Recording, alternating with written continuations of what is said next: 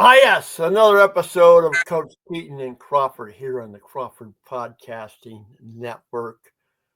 It's April 27th, 2025. A beautiful day here in mid-Michigan. Kerry Keyton at his Big Gel Studios in the east side of Lansing. I just gave you a name for your studios, Big Right. Gel. My You friend, got to get some of that. living Like room. I got all this stuff behind me. You look pretty vanilla behind you, man. I don't have shit. You could have your 55, your double nickel Spartan jersey Uh, behind you. yeah. Thought about that? Eventually, when I'm able to maybe get the house done the way I want to, but all the years of living here, things that were done were to maintain structural stability to allow us to live here. The rest, hey, kids cost money, you Yeah. know. And as a teacher, was like I was making a whole lot of money. I was making enough to make sure we could live, but it is But what it also, cars cost money. Yes. Cars cost money, and Yes, that is a weakness for you. A weakness, it is. At this point, yes. Yes. and so you got to look at the big picture, my friend. You Hey, know. I look at my home as a place that I hang my head for a few hours. It's like going on vacation. It's like my vacation home. Yeah. But I'm only here to sleep, and otherwise I'm at work or I'm at football coaching or driving my bus or whatever. I'm not here that much, so it just needs to make sure the heat's on, the water's running. We can do all things we need to do, and then Mhm. we're outliving life doing Yeah, stuff. you know what? And since my cancer surgery February 19th, I've been pretty much housebound in my recovery. I can't drive, and what you just said, I can't wait. And it's going to happen. But I can't wait for that because it's driving me insane. I love my house. I love everything about here, but I'm used to going out and seeing people, Exactly. having breakfast with me, Sure. coffee, lunch, going over to parties, things like that. Running Absolutely. Traverse Pie Company with you on Sunday morning. One This has hundred been percent. somewhat of a big adjustment for me, but I know it's temporary. Exactly. Temporary. Exactly. So that's what keeps my sanity. What they say, And part, minus. so what I'm doing, like, I never watched this much coverage because they got nothing else to do of the NFL draft. Okay. Right. Right. And the NFL draft to me, the appeal to it's like watching. Sometimes you can be you're looking at it's like watching paint dry, right? I mean, but my biggest takeaways from the NFL draft, a couple of them that jump out.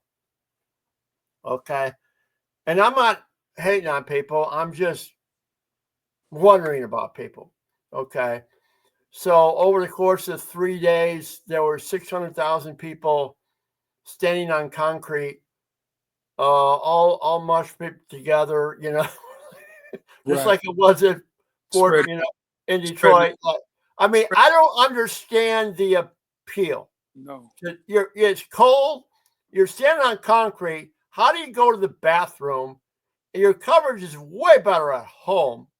And it's like, and you got all these drunken idiots around you. I mean, I don't understand the appeal. If it was that big a deal for you, have a draft party at your home. Yeah. Invite your Yes. buddies like you do, like for the that Final I, Four, anything, or sporting well event. the football thing. I don't do the shit. The fantasy stuff. They be having them fantasy parties. Yeah. Yeah. Have you a draft party and have your boys, your people come over and do it Yeah. there, because I'm not one is trying to. First of all, I'm not going to be around that many people at one time. I mean, That's I like people in I small like that. doses. I like people one on twos, one on threes, one on fours. I don't like them one on 100,000 or 100 or 200,000. And if I'm at 100,000, like yourself, like if I'm going to Michigan Stadium, where I'm going to be at I'm gonna be in the press box. I go use the restroom. Yeah. Well, yeah. I mean, I went, it's like, and boy, I sound real smug right now, but I tell my, and I sat, and just like Joe Patrick talked about sitting in Michigan Stadium, where the numbers are really tight. Like sardine. Over there in section 2, from the mid 60s on, okay, to section 3, section 2 in that area. We had season tickets in our family for 47 years, okay? So I did all that. I did that. But for the last 20 years, I'm sitting in comfort. And I look down there, I tell my buddies, I ain't never doing that again. Well, the same thing. We had family, we had season tickets, obviously Michigan State forever, and then playing there. And I never sat in a seat ever. My dad sat me on the wall when I was little and watched. I sat my girls on the same wall and watched on the north end, underneath the upper deck. The concession stand is right there to my left. The restroom used to be right there, but now it's up the stairs on the concourse, which I can go right there and use the restroom. And when it's time to leave, I go right down the stairs and leave. I stand on the wall. I'm not trying to be around. No, there's way too many people down there, and people and again, people they do that pre-gaming. They don't know how to act. I want to be around that. I want my family to be around that. So we sit and stand on the wall and watch the game, and then we leave. Right. Well, another thing is do I sound like a grumpy old man? Yeah. But I mean, besides the people, but sitting in the stands, I don't want the guy over my right ear giving his cynical opinion on why Michigan can't move the football. I don't want to hear you. I don't want to hear your opinion. Shut the hell up. You know what I mean? And that was watch the game and shut up. Well, I paid my money. I have a opinion. Yeah, well, you know what they say. They pay the money, and I'm telling you what, the ticket prices go up. I don't know how people do it now. I mean, I had the last 20 years of seat licensing at Michigan. You're paying $500 a ticket for the right to buy the ticket, but now it's going crazy. And you got to donor up to keep your seats, or you're going back to the end zone, whatever. It's a whole wicked world of paying to participate as a fan at Michigan Stadium and all the other places at the Power 4 level. I love my school. I'm not paying nothing. I'll sit my big ass at home and watch it on television. And if it ain't, guess what? I'll go get my car and drive around and enjoy myself doing something else. Yeah. I got way too many other things. Yeah. In my life. God bless this media credential for basketball and football. There you go. If I don't have that, I'm not going down to Square. I'm not going to Chrysler. Well, you got to burn, $30 in gas just to do that. God, I don't like how I sound right now. This is not a good version of me that I'm displaying. It's called adulting. You have other things that you could do that your priorities change. Yeah, absolutely. And I'm gonna say also this, Kerry, the coverage of intercollegiate athletics on TV is pretty damn good. Yeah. And the reason, the NFL, I'm back to the NFL draft. I can just see at the end how the 257 players, the order they went, and all that, blah, blah, blah. But I like the storylines because I think these guys, not just Mel Kiper Jr., but everyone, they all do a great job. I know the storylines that Jack Besh, that kid who got drafted by New Orleans, his older brother who played at Princeton was killed in that horrific act, where the terrorist act down on New Year's Eve in New Orleans. Remember that?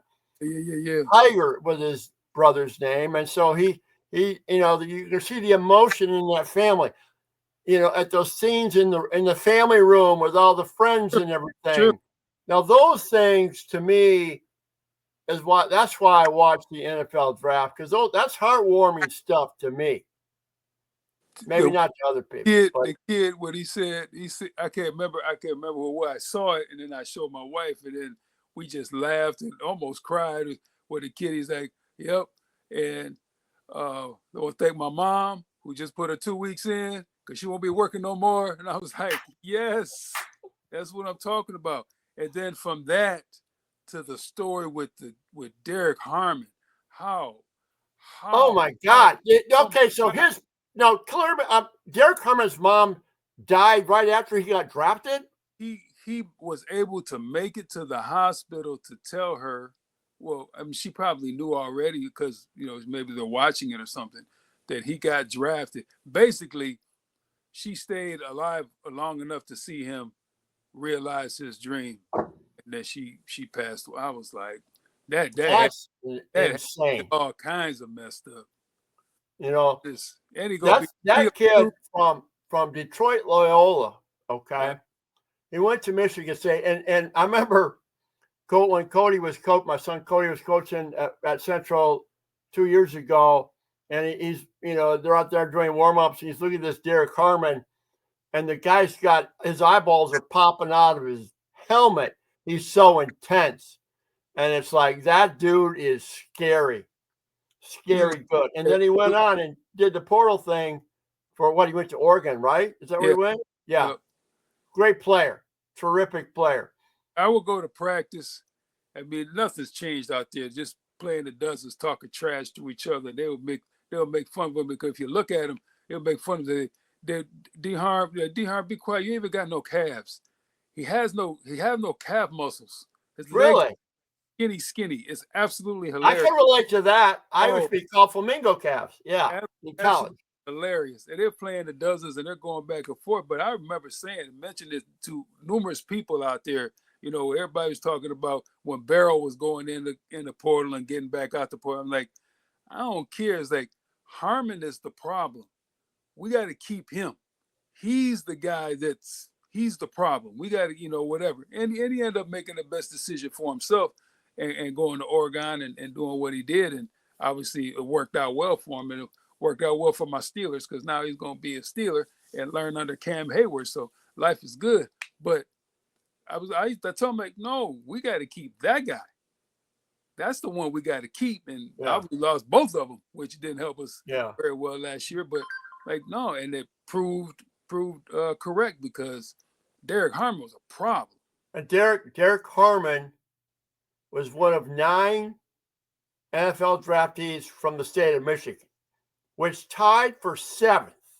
Nice. Okay. Tied for 7th. Okay. So and I'm almost addressing this as much as Sharon Moore because he doesn't recruit shit in Michigan. But I'll lean more towards Jonathan Smith, who needs good football players. Oh, yeah. You better look around your own freaking state that you're in because there's talent here. There is talent here. 4-hour radius. Yeah. And I don't, Michigan, for whatever reason, is abandoning the state of Michigan. But, we look, talking, last week with Gregory Patrick, there's another great example of a state of it, but lost in Notre Dame. But my point is, there's talent in the state of Michigan. Oh, yeah. So Jonathan Smith has no excuse. Michigan is yielding the state of Michigan to Michigan State. He's got to find that talent. Don't you think? No question. I mean, you want to own, just like Snellenberger did in Florida. We're gonna go up here and we're gonna put a line up here. We're gonna put a line up here, and we're gonna own. But that's not a fair comparison because you got Broward and Miami-Dade. I mean, the talent's overflowing. Doesn't matter. It's still Michigan talent. Yeah. He's got to get as many of the best people. Like you just said it. Michigan don't want him. And that'd be the first thing he goes in the room to say. Well, they don't want you. They don't even want. They don't even invite state high school. Only a handful of state of Michigan high school coaches go to Michigan practice. Because it's so tight. And this goes back to Harbaugh, and it's like Michigan State. It's kind of an open thing. If you're a high school coach, you can come to practice because that's building relationships with your future, recruiting pool. So at least doing that. But I don't, and I don't follow Michigan State recruiting, but I'm just saying that there's talent in this state. That's my saying. plenty of talent.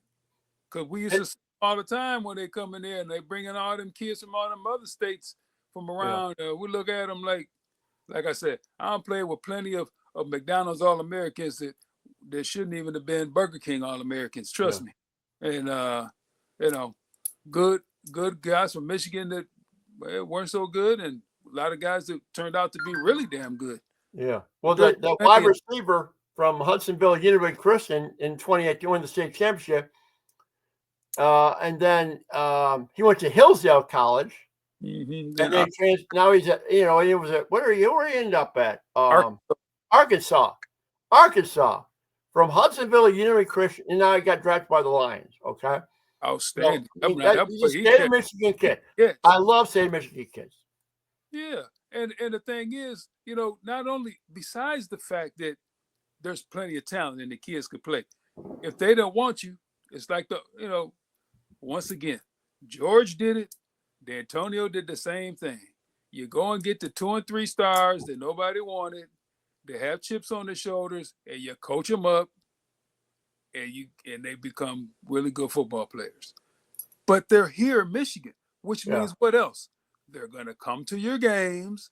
They're support you. They're gonna spend money. You blah blah blah blah blah. The kids from California, are their parents coming to the games? They might come to one. No, that kids in California, they don't. I mean, it's like this is where I gotta, commend D'Antonio wanted walk-ons who would walk through a brick wall. Preferred walk-ons who walk, drive through a brick wall for the green and white. I mean, that's the kind of, you have to have those kids. Yes. On your team. Aiden Hutchinson bled maize and blue because his dad Chris was all Big Ten at Michigan. I mean, sure. So and he was a leader, and his passion for the maize and blue fed off on that 2021 team because of his DNA. It only takes 1 or 2 of those guys to blend over to the rest. That's my point. That's why it's really sad to see Gregory Patrick go to Notre Dame. Like, we should have been doing everything we could.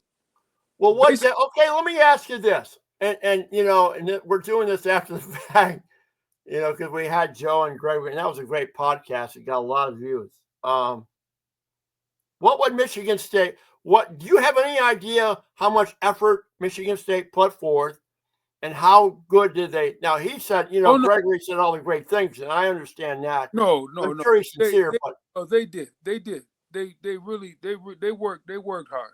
Joe was very satisfied with what Michigan State, but we should have made it so they had no choice.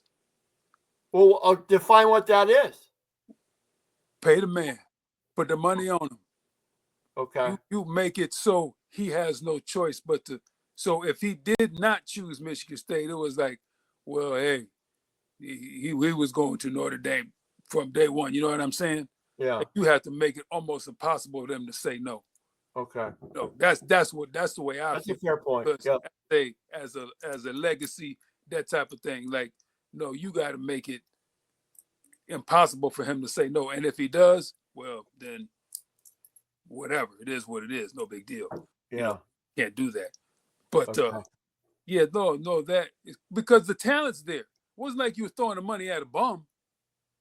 Oh no, he's lean. We talked about that. I mean, he's 275. He's got, he's lean and good. I mean, his reach is unbelievable. I mean, can you imagine putting another 25 pounds of muscle on him? Look out, baby. Stud. Yeah. Okay. So here's one of the weird, this is why we're at in our society where we're at. Okay. So Cam Ward is the number 1 pick, right?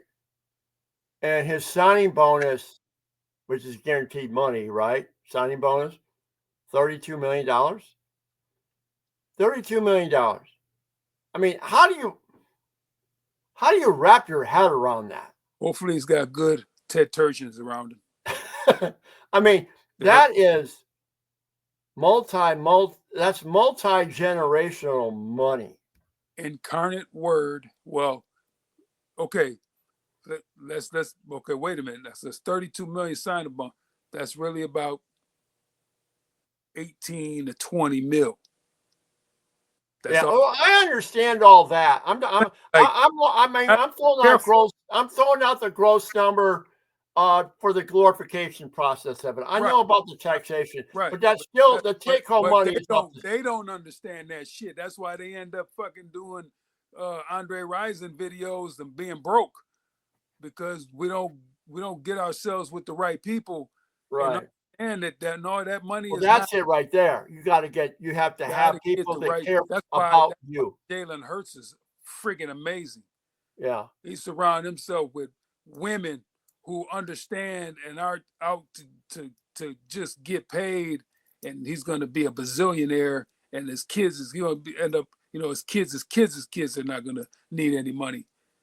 Right. I thought Rick Pitino at the Final Four made a really good point about some of his players at St. John's have NIL money that if you manage it right, yes, I mean, you are taken care of for life if you manage it right.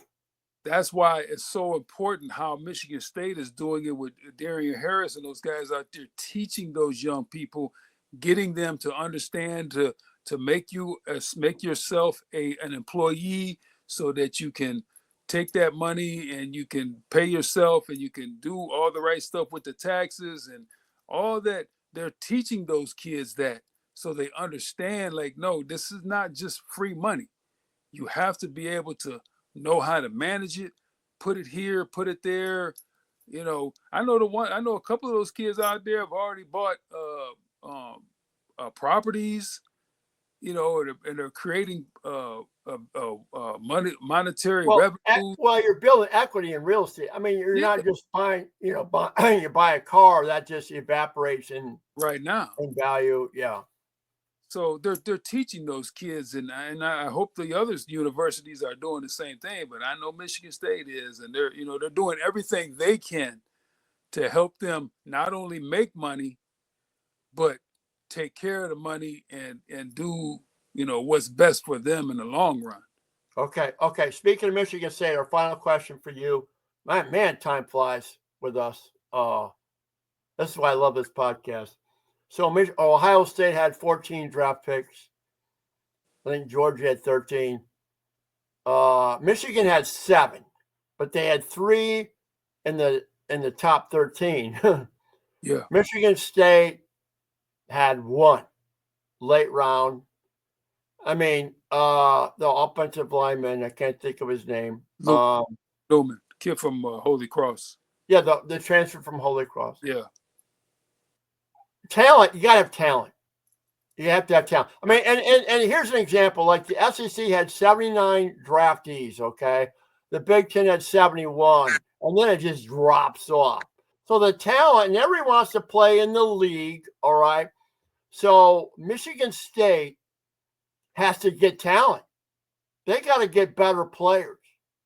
Does that frustrate you? And do you think Jonathan Smith is in a position to get those kind of players that can play in the league? Because I think that's a really good flashpoint when you get future recruits and they see that school getting players in the league. Well, two things. One, yes, that is true. But the whole NIL and that stuff has really changed that, because if you're not, I mean, again, we talk about the percentages of people that go from high school to college. Mm-hmm. Right. We talk about the percentages of college to NFL. Right. Those numbers are so minor. They're looking to make the money. If I can make the money in college, I gotta get the bag in college, because the chances of me going pro are very, very, very minuscule. Yeah. So if we don't, which we're doing okay. We got pretty good NIL. But if we're not winning, they're not coming anyway. So he's got to get what we can get and coach the heck out of these kids and win some ball games. I think, and this has nothing to do rhetorically about Michigan State, my feelings toward Michigan State. They got to win. They got to get to a bowl game this year. No question. They have to win 6 games, and I think, No question about I it. know it's what is this year 2? Year 2? Yeah. Just year 2. Okay. Yeah. I think there's a lot of pressure for mediocre success. Of 6 wins. There's pressure, period. But no, we don't win 6, 7 games this year. Not that's a Then problem. what? Then what? That's a problem. Is there a problem? I define what a problem is. They might be looking to make some changes. Of him? You're gonna be eating a lot of buyout, man. 3 years. Better check your bank account. 3 years at what? $5 million probably. Probably got about a $10, $12 million buyout, maybe something like that. Oh, I think higher than that. I bet you it's in the 20 by year after year 2. I bet you his buyout is at least 20 mil. Nah, because he's probably only had a 5-year contract, and it's probably I think it's only like $5, $6 million a year. Okay, but regardless, yeah. He ain't win. Hey, this is if you ain't winning, and it's got to be like let's say like say only got 5 wins, but we lost 6 games by 10 points or something like that. That's different. I mean, you gotta look at the whole thing. That means you're making progress. We just didn't get over the hump. Maybe we get over the hump next year. It's different. If we getting blown out, no, man, you gotta go. The people gonna be like, hey, you're getting blown out. We're not even competitive. That's a problem. Okay. Which I don't think that'd be the case. I think from things there's some things we definitely still got to improve on. There's some things we definitely need to address in the portal, that can help us right away. But if we don't make a bowl game, that's definitely. No, you got 3 wins out of the gate, pretty much. I'm thinking. I mean, your schedule. I mean, you got. I just recalling the schedule. I think it's doable early on. I don't know. We'll see. You got Western Michigan over there. Time will tell. But they got to win. You got to period. You got to win. Period. Doesn't matter where you at. But no, you got to win. You got to win some football games. Yeah. All right. You heard it here from Kerry Keyton, the former Spartan tackle, number 55. He says you got to win next year. You got to win 6 games, or it's a problem. Said Kerry Keyton. It's a problem. Just like it's a problem that we got to address that elephant in the room from the last 3 days as well. The whole the Shedeur Sanders debacle. Oh yeah. Okay. Okay. Real quickly, we got to touch on that because it's just un-American not to touch on it. It's a shame that in 2025 that they did that young man that dirty. Well, I got to ask you a question because if he did not interview well, if he came out in interviews and there were character issues, that were apparent in the interview process, just like interviewing for a job, why do you feel obligated you still got to take them? Let me tell you this. The NFL and character should never be in the same sentence. The idiots and clowns that they got in the NFL that are absolute morons and have done some of the most egregious things and still are allowed to play football. I mean, the Aaron Hernandezes of the world, the blah, blah, blah. Like, no. Character, can he play football? That young man could play. I'm not a big fan, quite honestly. All the wrist stuff and all the jibber. Hey man, just go play football. I'm not a huge fan of all that. I'm not built like that way. But the kid can play football. Okay. And he's one of the most accurate quarterbacks in the NFL when given. The kid played in front of an offensive line that was Swiss cheese. Okay, he's going to have an opportunity. He will have an opportunity. No and question. It's like Tom Brady had a chip on his shoulder at 199. It's the same thing. So as long as it takes one team to love you, the Cleveland Browns love you. They took you, so take it, and then don't. And he's not bitching about it. He was jumping up and down. I like that. No, but here's because the kid's rich. He's had plenty of money regardless. It was just an opportunity to go play, and I'm disappointed that my Steelers didn't take a chance, give him Like we don't ever have a darn quarterback. I know. Okay. Like, what are we so, but one thing, you know, I was Cam Ward pissed me off. I told you we talked about that before. sure. He left. Took the record and then left at halftime. I got my record. It was all about him. Okay. Okay. That pissed me off. It worked out That well. pissed me off. Shadur Sanders played in the freaking bowl game. Okay. I give him credit for that. You know, he played in his, you know, I know it's his dad, but I mean, he played in the bowl game. So everybody's got their flaws. I wish all these draftees, you know, a great opportunity to succeed. And I really enjoyed the NFL draft again, like the storylines. I thought it was riveting, including that Shadur Sanders storyline. You know, it's like they call him Shadur DoorDash. I mean, it was entertaining. I didn't watch it a lot because I drove my bus Friday, so I got back in time to watch enough. But like I said, I'm not sitting in front of TV just to watch. No, I'm in a different situation than you. Right, for sure. But I don't have a life right now. It was painful. It was painful to watch. Like, I mean, you expected after, you know, this one and this one in the first round, it didn't work out. But damn, 2, 3, 4, 5. I know. I mean, it was like a free fall. Like this, it was a free fall, and it was crazy. They're trying to prove a point. Like, okay, whatever. Yeah. At the expense of that kid, and like I said, he didn't do himself no favors. Yeah. But at the end of the day, NFL is about winning football games. Mm-hmm. You better have the right people to help you win football games, or you're gonna be looking for a job. Yeah. But when the boss is telling you this is what we're gonna do, then you don't have to worry about it so much because it's not your job on the line.